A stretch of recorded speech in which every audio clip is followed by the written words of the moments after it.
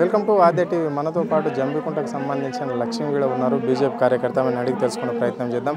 చెప్పండి మేడం, ఎందుకు వచ్చారు మరి ఇక్కడ మీరు ఈరోజు? మేము మాకు రాజేంద్ర అన్న మళ్ళీ మా పాత రోజులలో మాకు ఎట్లున్నాడో మా అండగా మాకు మళ్ళీ అట్లనే మా అన్న మాకు కావాలని మేము అక్కడికి వెళ్ళి అన్ని పనులు వదిలిపెట్టుకొని ఎంతోమంది మాటలతోటి వాళ్ళు ఎన్ని మాట్లాడినా కూడా మాకు అవన్నీ లెక్క చేయకుండా మాకు మళ్ళీ అదే రోజులు రావాలని అన్న కోసం మాత్రమే మేము వచ్చినాం ఇక్కడికి. అన్న చెప్పే నిర్ణయం మీద మేము అందరం ఆధారపడి ఉన్నాం. అన్న ఒకవేళ మాకు అలా ఒప్పుకోకపోతే మేము నిజంగానే అన్నం తినకుండా ఇక్కడనే ఎన్ని రోజులైనా ఉండిపోతాం. ఇక్కడనే ఇక అన్న కోసం ప్రాణమైనా తీసుకునేంత. ఎలాంటి సమస్యలు ఎదుర్కొంటున్నారు? అక్కడ సెంట్రల్ మినిస్టర్ కూడా ఉంటాడు కదా, అదే జిల్లాలో సంబంధించి బండి సంజయ్ కూడా ఉన్నాడు కదా, మళ్ళీ ఈయనేమో ఇక్కడ ఓన్లీ మల్కాజ్గిరికి సంబంధించిన ఎంపీ కదా, ఏం సమస్యలు ఉన్నాయి? అట్లా ఏముందంటే అసలు ఆయనకు మేము ఎవరమో కూడా తెలియదు. అంటే గట్ల ఉందన్నట్టు సమాజం. ఇప్పుడు హుజురాబాద్ గడ్డ ఎట్లయిందంటే ఏమి తెలియని ఎట్టి గడ్డ అయిపోయింది. అది హుజురాబాద్ గడ్డ లేదు. అదే అన్నున్నప్పుడు హుజురాబాద్ గడ్డ అంటే విఠల రాజేంద్రన్న గడ్డ అని ఉండే, మమ్మల్ని కూడా గుర్తించిన ఆడబిడ్డలని. కానీ ఇప్పుడు అట్లా లేదు. అంటే ఎవరు మంచిగా కనబడితే, ఎవరు తెల్లగా కనబడితే వాళ్ళే నా రాజకీయ నాయకులు అనుకుంటారు. మరి పేదోళ్ళు ఎక్కడ పోతారు? మాలాంటి గరీబోళ్ళం మేము ఎక్కడ పోతాం? మాకు అన్న ఎంత చేరదీసిండో మాకు మళ్ళీ అన్న అత్తనే మాకు అంత గుర్తింపు దొరుకుతుందని మేము కోరుకుంటాం. బీజేపీలో అలాంటి పరిస్థితి ఉండదు కదా, చిన్న క్యాడర్ లీడర్కైనా పెద్దవాళ్ళకైనా ఒకటే రకంగా చూస్తారు. మాకు అస్సలు లేదన్న. మేమైతే అంటే ఇన్ని సంవత్సరాలు, ఈ 19 సంవత్సరాలు ఉండాలి పనిచేస్తాను, కానీ ఒక్క రోజన్న కనీసానికి కార్యకర్తలకు ఇంత అవమానపడ్డా, మేము డబ్బులు ఇచ్చినా ఇవ్వకున్నా మేము కష్టపడ్డాం. అసలు ఈ అన్నతోని చేసినప్పుడు కూడా మేము డబ్బుల కోసం ఆశించలేము. మాకంటూ ఒక అన్న ఉండాలి. దేశాన్ని ఏలుకోవడం, మనం ఏలుకోవడం గొప్ప కాదు కదా, దేశాన్ని అందరినీ ఏలుకోవడం కోసం అందరు బాగుండాలని మేము మాత్రం అన్న చుట్ట తిరిగినాం. ఓకే రైట్, చెప్పండి మరి ఎట్లా ఉంది ఇది కాంగ్రెస్ పరిపాలన? ఇప్పటికి 19 నెలలు అవుతుంది రాష్ట్రంలో, ఏంది మరి పరిస్థితి?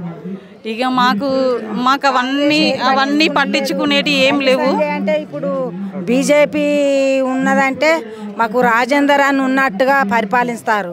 కానీ ఆయన ఏర్బంధాలు, బండి సంజయ్ ఏర్బంధాలు చేసి మమ్మల్ని ఇప్పుడు రాజేందర్ అన్న తెలంగాణలో కేసీ గారితో ఉన్న కంచెల్లి ఆ సార్ తోటి మేము పరిచయం. ఇప్పుడు మమ్మల్ని ఎవ్వరు పట్టించుకుని లేదు. ఇప్పుడు మేము బీజేపీ అక్కడ చచ్చిపోయిన కింద పడ్డా కూడా ఆ బీజేపీ మనిషి విఠల రాజేందర్ మనిషి అన్నట్టు మా పానాలు మా అన్నతోటి ఇప్పటి వరకు. ఇప్పుడు అన్న అక్కడ లేకున్నా కూడా మాకు అన్న ఉన్నంత విలువ ఉన్నది అక్కడ, కానీ పట్టించుకుంటలేడు. ఇప్పుడు మాకు మరి అట్లా ఎందుకు అంటే వర్గ పోరు ఎందుకు నడుస్తుంది అక్కడ హుజురాబాద్లో? ఇక మంచి వాళ్ళనే అప్పటిదప్పుడు కొత్త వాళ్ళని జాయిన్ చేసుకున్నాడు. ఇక మమ్మల్ని ఇక్కడ జరుగుతుందని సుతా దొంగసాటుగా వేణోళ్ళు సుతా మనకు ఆ మతలో ఏందో ఫోన్లు చేస్తుడా రమ్మానుడా జరుగుతలేదు అన్నున్నట్టుగా. ఇప్పుడు వాళ్ళే పోవుడు. ఇప్పుడు గీడ జరుగుతుందంటే ఓలకోలం ఫోన్ చేసుకున్నాం, మేము వచ్చి చేరినాం. ఇప్పుడు అట్లా అన్నతోటి అట్లా ఉండేది మేము అక్కడ. అట్లా ఇక్కడ రావడానికి కారణం ఏంటి? ఇక్కడ మా అన్న అక్కడికి మాకు రావాలి, మాకు అక్క చెల్లెళ్ళోలే చూసుకోవాలి. అక్కడ నెలకు 2 సార్లు ఒకసారి అక్కడ మాకు కలిసి ఉండాలి. మన లైట్ బంద్ చేసి అన్న చీడ చేరినట్టు అయింది. లైన్లు గుంజి బుగ్గలు పెట్టి మంచిగా డబల్ రోడ్లు పోసి తిరుగురు బిడ్డ అని ఆ చీడ చేరితే మాకు ఒక తండ్రి తల్లి లేని అనాథరం అయిపోయినాం. సార్ మాకు అక్కడికి రావాలని కోరిక. మాకు అన్న అక్కడ అండగా ఉండాలి మాకు. రైట్, చెప్పండి అమ్మా, ఏంటి మరి పరిస్థితి ఏంటి? హుజురాబాద్ చుట్టే బీజేపీ రాజకీయాలు తిరుగుతున్నాయి. ఎవరిది మరి వర్గ పోరాటం ఎందుకు జరుగుతుంది అక్కడ? ఎవరు చేస్తున్నారు దీని అంటుండి? వర్గ పోరాటం వేరే వర్గం వాళ్ళు చేయరు కదా, పాత బీజేపీ వాళ్ళే చేస్తున్నారు. ఇప్పుడు రాజేందర్ అన్న వచ్చిన వాళ్ళు మీరు, రాజేందర్ అన్న తోట వచ్చిన వాళ్ళు వీళ్ళు అని చెప్పి వాళ్ళు ముద్దరేసి, అంటే ఇండైరెక్ట్ అనలేకుండా వెనకకొల్లి మమ్మల్ని దెబ్బతీస్తారు. అంటే అక్కడ అవమానం చేసేదాన్ని బట్టి మాకు తెలుస్తుంది కదా. అందుకే మేము రాజేందర్ అన్న తోటి మాకు వెనక అవమానం జరుగుతుంది. మరి ముందే పోయి తేల్చుకుందాం. అసలు మీరు ఇక్కడ లేరు, మీరు బీజేపీ పార్టీ వైపే వెళ్ళిర్రు, మేము కూడా బీజేపీ పార్టీ వైపు వచ్చినాం, మీ అడుగు జాడలో నడిచినాం. మరి మీరు ఇక్కడ నుండి వెళ్ళిన తర్వాత హుజురాబాద్ నియోజకవర్గంలో జిల్లాలో మాకు చాలా సందర్భాలలో అవమానం జరుగుతుంది. మాకే ఇట్లా అవమానం జరిగితే రేపు మేము ప్రజలలోకి వెళ్ళి వాళ్ళకు ఎట్లా సమాధానం చెప్పగలుగుతాం అని చెప్పి మేము ఇక్కడికి రాజేందర్ అన్నను అడగడానికి కోసం వచ్చినాం. మరి మా రాజేందర్ అన్న ఏం చెప్తారో దానికోసం మేము వేచి చూస్తాం ఇక్కడ. అంటే ఇదంతా ఏర్పాట్లు కావాలనే ఇక్కడ ఎంపీ ఈటల రాజేందర్ వాళ్ళ నియోజకవర్గాలను పిలిచి కావాలని చేస్తున్నాడు అని చెప్పేసి ఇక్కడ సోషల్ మీడియాలో కొంతమంది పోస్టులు పెడుతున్నారు. దీన్ని ఎట్లా చూస్తారు? ఏమంటారు, దొంగ భుజాలు పూనుకున్నట్టుగా దొంగలే చెప్తారు. అట్లా నిజమైన వాళ్ళు చెప్పరు. మేము ఇప్పుడు సపోజ్ నేనున్నా, నేను ఇక్కడ దాకా కారు పట్టుకొని నేను రాలేని పరిస్థితుల్లో ఒక 10 మందికి ఫోన్ చేసిన, అక్క మీరు వెళ్తానులా, అక్క మీరు వెళ్తానులా, అన్న మీరు వెళ్తానులా, నేను బస్కి వెళ్తే ఇబ్బంది పడుకుంటూ రావడం జరుగుతుంది, అన్న నన్ను కొంచెం ఎక్కించుకోవరా, మీరు ఎవరైనా పోతానులా అని చెప్తే, అక్క మేము పోతాను మా సొంత వెహికల్ తీసుకొని అంటే, అక్క మమ్మల్ని అందులో ఒకళ్ళు ఎక్కించుకొని పోయి మేము ఒక 3-4 ఉన్నాం, నేను వెహికల్ తీసుకొని రాలేను, బస్కు తిరిగి వచ్చే టైంకు మీరు అందరు రిటర్న్ అవుతారేమో అని చెప్పి మాకు మేముగా ఒకరికొకరు ఫోన్ చేసుకొని మా కష్ట సుఖాలు చెప్పుకోవడానికి తప్ప మమ్మల్ని రాజేందర్ అన్న మీరు రాన్లీ మీరు ఇక్కడ మాట్లాడురి, ఇక్కడ ధర్నా చేయండి అని మాకు రాజేందర్ అన్న చెప్పలేదు. అసలు చెప్పినట్టుగా వాళ్ళు ప్రూఫ్ ఇస్తాం మేము దేనికంటే దానికి, మా ఒక్కరి నుండి ఒక్కరి దగ్గర నుండి అని చెప్తే మాకు మేముగానే వచ్చినాం. ఇప్పుడు బీజేపీలో ఈటల రాజేందర్కి సంబంధించిన కార్యకర్తలకు బీజేపీ క్యాడర్ ఏమైనా పోస్టులు ఇచ్చిందా? ఇప్పుడు నేను రాజేందర్ అన్నతోటి బీజేపీ కార్యకర్తగా వచ్చిన వెంటనే నాకు ఒక మండల్ ఫస్ట్ ఇచ్చిర్రు. ఏది రాజేందర్ అన్న 1 సంవత్సరం ఉన్నాడు కదా, ఆ తర్వాత రాజేందర్ అన్న వచ్చిన తర్వాత నాకు ఒక పోస్ట్ ఇచ్చిర్రు కదా, ఆ పోస్ట్కి వాల్యూ లేదు. ఇప్పుడు మండల్ పార్టీ ఉంది, మండల్ పార్టీ మీటింగ్ వాళ్ళు అందరూ ఒక 20-25 మంది ఉంటారు. 25 మంది మీటింగ్ పెట్టుకున్నప్పుడు నేను ఒక మండల కార్యదర్శి, కనీసం నన్ను పిలవాలి కదా, పిలవరు.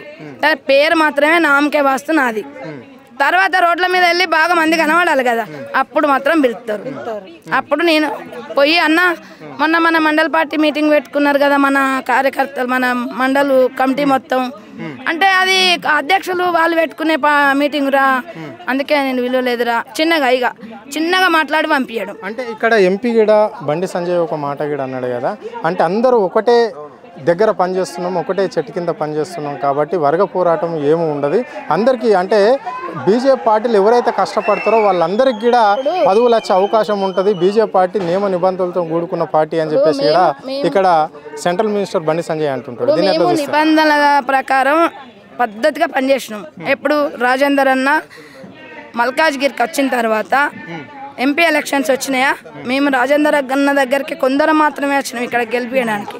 రాజేందర్ అన్న ఏమన్నాడు, అందరు ఇక్కడికి రాకుండ్రి, సంజయ్ అన్నను గెలిపించుకోవడం కోసం, మన పార్టీని గెలిపించుకోవడం కోసం మీరు అక్కడే ఉండండి, ఇక్కడికి ఎవరు రావద్దు నా దగ్గరికి, ఇక్కడ ప్రజలు ఇక్కడ ఉంటారు, హుజురాబాద్ నియోజకవర్గ ప్రజలు ఎవరు నా దగ్గరికి రావద్దు, బీజేపీని గెలిపించుకోవాలి, మన నాయకులను గెలిపించుకోవాలి, మీరు అక్కడే ఉండండి అంటే మేము రాజేందర్ అన్న మాట మీదకెళ్ళి మేము హుజురాబాద్లో ఉండడం జరిగింది.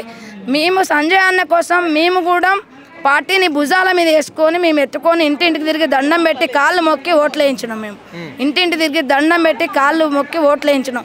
మేము వర్గాలు వేరు చేసేటోళ్ళం అయితే మేము సంజయ్ అన్న కోసం ఎందుకు పనిచేస్తాం? మరి ఆ విషయం సంజయ్ అన్న దాకా వెళ్తలేదా అది వాళ్ళకు తెలుసు, మాకు తెలియదు.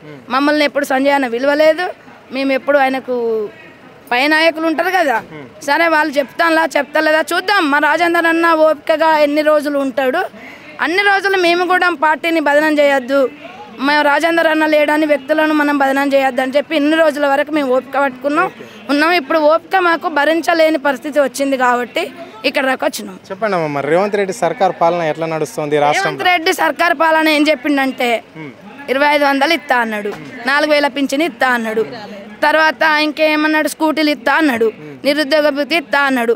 ఇక చెప్పలేని హామీలు ఇచ్చిండు, ఇచ్చి ఒక్కటి నెరవేర్చిండు. గ్యాస్ 500 అన్నాడు, అది ఎన్నటికో 6 నెలలకో ఏడాదికో పడుతుంది. మోడీ నుండి వచ్చి 40 రూపాయలు అయితే ఎంబడే పడతాయి, 45 రూపాయలు.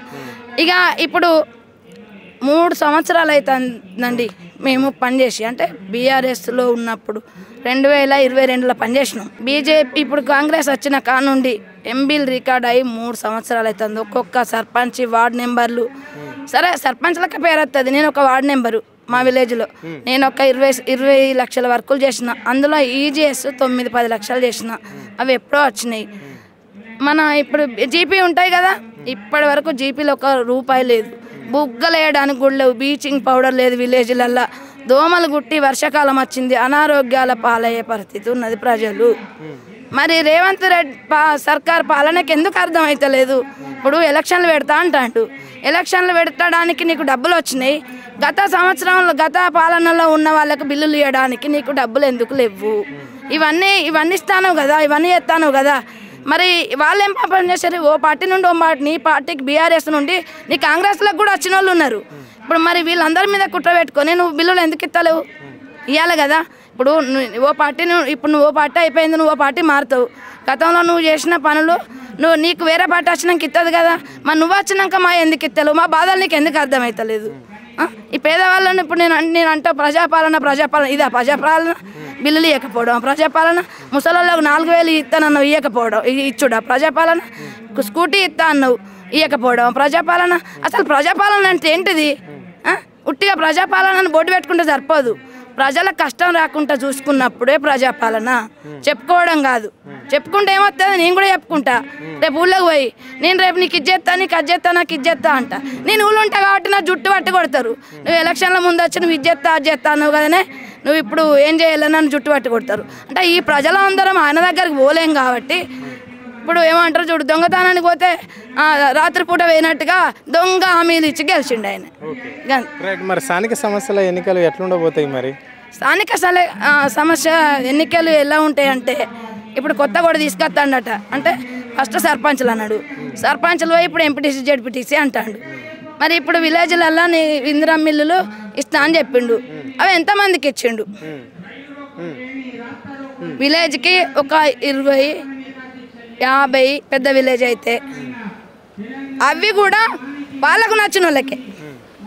కాంగ్రెస్ పాలన ఉన్న నాయకులకు నచ్చిన వాళ్ళకు ఒక కమిటీ అని వేసుకొని ఆ కమిటీలో వాళ్ళకు నచ్చిన వాళ్ళకు మాత్రమే ఇచ్చుకున్నారు. కానీ నిజంగా పేదవాళ్ళకైతే వాళ్ళు ఇల్లులు ఇవ్వలే.